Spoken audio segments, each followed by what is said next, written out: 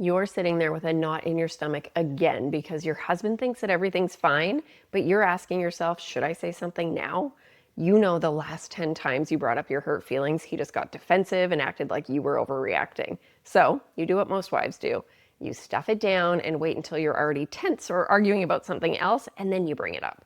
And if you have ever found yourself sweeping those hurts under the rug or waiting for the right moment that never seems to come, or like I said, blurting everything out during your next argument, you are stuck in what I call the storm spiral. But don't worry, there's a way out of this, and the approach that I'm going to share with you today is what I did in my relationship when I was scared to bring things up, and it's what I support my clients doing today.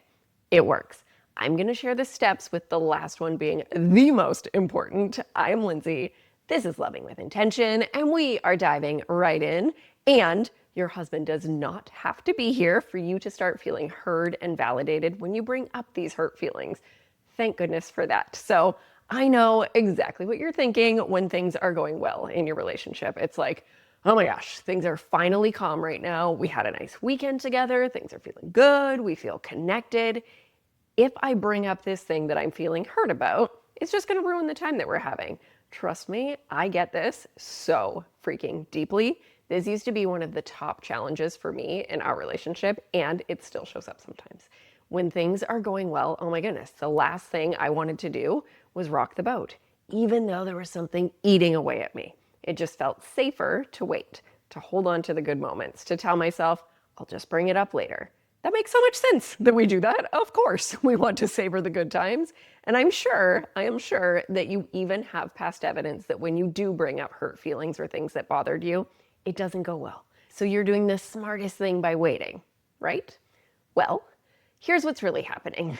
Every time you swallow your feelings, every time you push down what's bothering you because things are feeling good, you're actually creating the perfect conditions for the next argument or next bickering match. And here's how it plays out. Slowly, you start snapping at each other. And as time goes on, you start using a tone with him that isn't your things are good tone. And you start to withdraw. Maybe you're being a little bit distant. You're staring at your phone while he's talking. You're mumbling responses. All of this is just bubbling up inside you. Part of you hopes that he'll notice your mood and realize that you're upset about this thing and apologize, but he doesn't. So what can you do to actually feel heard when you bring up your feelings? Let's first imagine your relationship is like a house with a leaky roof. You can see the problem super clear on a sunny day, but instead of fixing it then, you think, I don't want to deal with this right now. Things seem fine. We're really enjoying the day. We're enjoying the sun. We're having fun. It'll be so much work. So you wait and wait. And now there's a big storm. And you've got water pouring in your bedroom. Getting up on that roof during the storm, it's chaos. You're soaked. You're stressed. It's unsafe. It would not be easy to fix or deal with the leaky roof then. It would have been so much easier to calmly figure out how to fix the leak when the skies were clear and sunny. And that's what it's like if you wait to talk about what's bothering you until you're already bickering or arguing with your partner, or even in a big old blowout fight about something else. You're trying to have an important conversation in the middle of a thunderstorm. Your nervous systems are in full fight or flight, which means you can't think clearly. You're in survival mode. You can't access empathy, which is pretty stinking important when we want to feel seen and heard. So the chances of feeling connected and validated, it is damn near impossible in those moments. We do not want to wait for the storm to have the conversation. Then you're in the storm spiral. Not only are you bickering or arguing about the things that bothered you, you've also got to deal with all those other layers. The moodiness, the withdrawing, the snapping, the being snippy, and oh my goodness, whatever else your husband decides to throw in the mix as well, because your nervous systems are popping off. It's not a pretty scene. And now you might be thinking, okay, Lindsay, I hear you. Waiting for the fights, clearly not working, but I still don't want to wreck things when they're going well. So when am I supposed to bring things up, and how do I do that? I have got you literally step by step. And also, if you were super ready for change, which I feel like you are, I am so excited that I'm doing a free live webinar this month called Beyond the Bickering, 3 Keys to Feel Heard, Understood, and Loved. In this webinar, I am going to dive into the keys that you literally need to know to move beyond bickering, arguing, and even fighting. This is what works. These keys change the game in your relationship. It worked in my relationship. It works with my clients. So combine what we're talking about today with the webinar, you're going to be set up for success. So I would be so excited to see you there. The link is in the description box, or just comment the word keys here on YouTube and I will get it to you. So, side note, getting back to what does work in your relationship now. It is clear by now, obviously, that you're far more likely to feel heard when things are going well, as hard as it is to break things up then. If your husband has a calm, regulated nervous system, that means he can access empathy, see other perspectives, see you for your best intentions, all the good things that we want when we're bringing up hurt feelings. But since it might feel scary to bring things up, you might be like ready to bring it up and feel nervous, anxious. Your words get caught in your throat. You have that knot in your stomach. So the first step is to bring in so much love to your nervous system. I remember when I was working on this with my therapist and I had this goal of bringing up my hurts.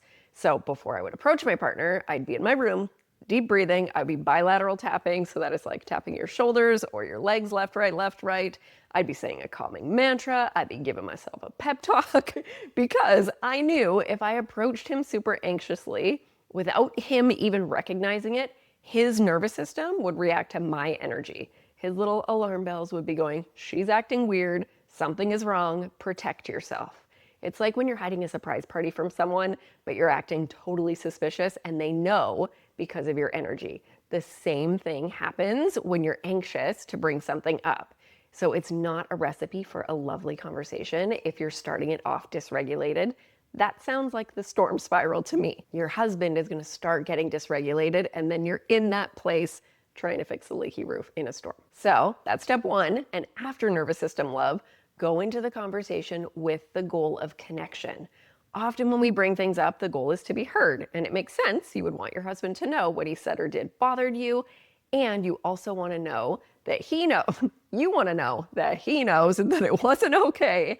And you might want an apology too. Those things are obviously so valid. And if you can keep in mind that the goal is to reconnect, this goes a long way, because when us humans, bless us, hear that we upset our partner, it is the most human, normal thing in the whole entire world to get triggered, to tell ourselves, she's blaming me. I can't get anything right. I'm always the problem. She doesn't see the good stuff I do. She hurts me too.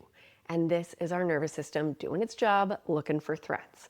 So just imagine you're upset because your husband hasn't been paying attention to you when you talk lately. So you've been telling him important things, you've been sharing about work, and he keeps just grabbing his phone, he's scrolling, or he can barely take his eyes off the TV, and he's just giving you responses that tell you he's not really listening.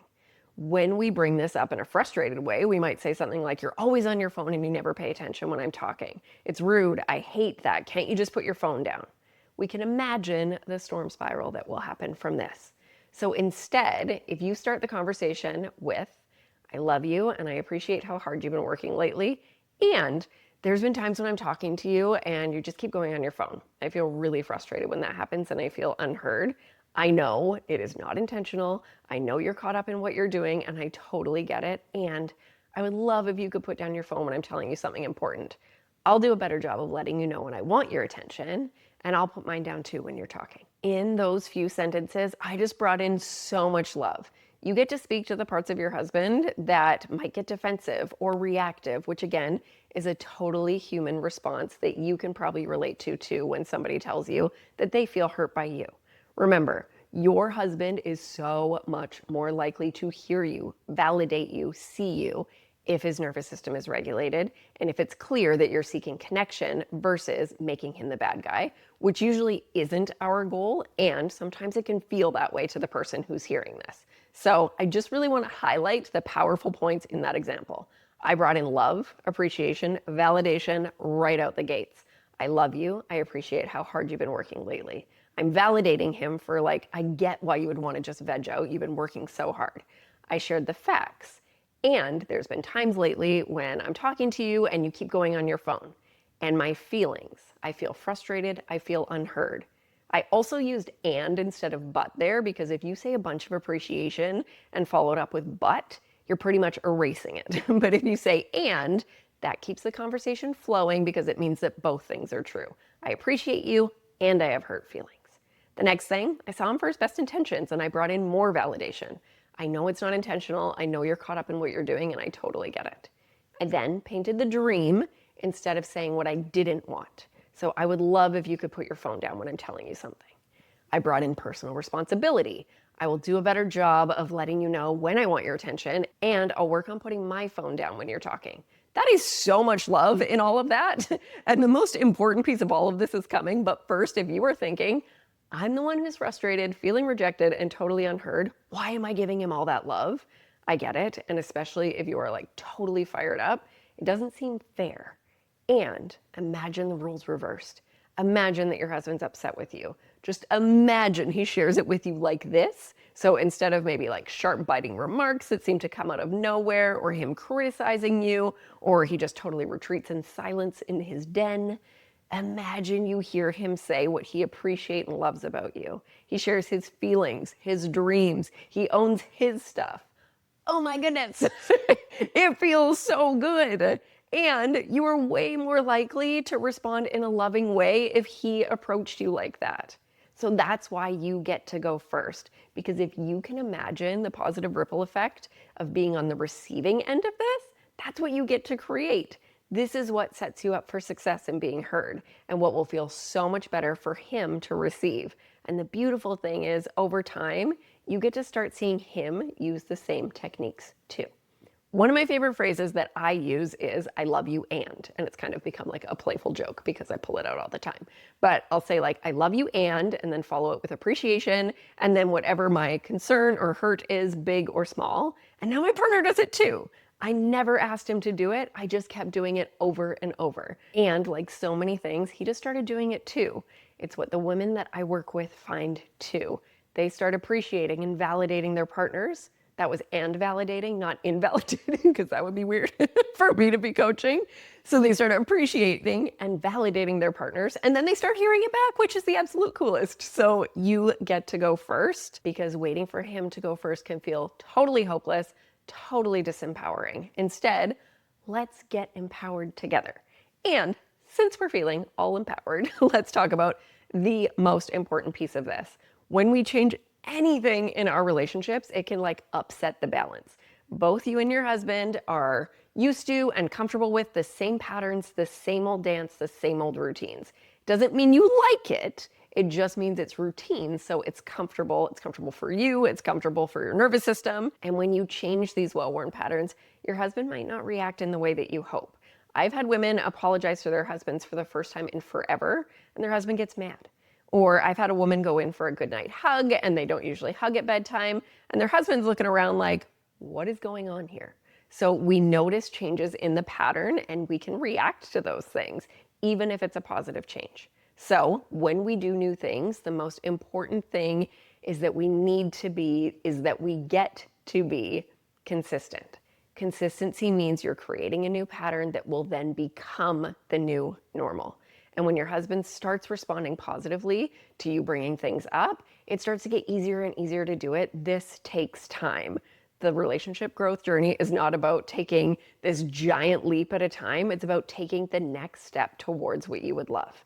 And if he still doesn't react well, if you absolutely nail it, if he still gets critical or defensive or shuts down when you share it with so much love, it would be so easy for you to react, or for you to think, I knew it wouldn't work.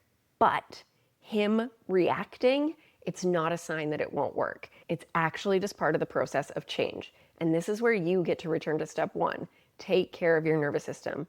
Breathe, stay open, stay curious. You are on a mission for connection, which means you're changing the dance. I'm going to link my most recent video so that you can know exactly how to catch your nervous system cues that tell you when to pause and breathe, and that will help you prevent this storm spiral. And this approach might feel totally weird for you, might feel awkward, it might feel unnatural.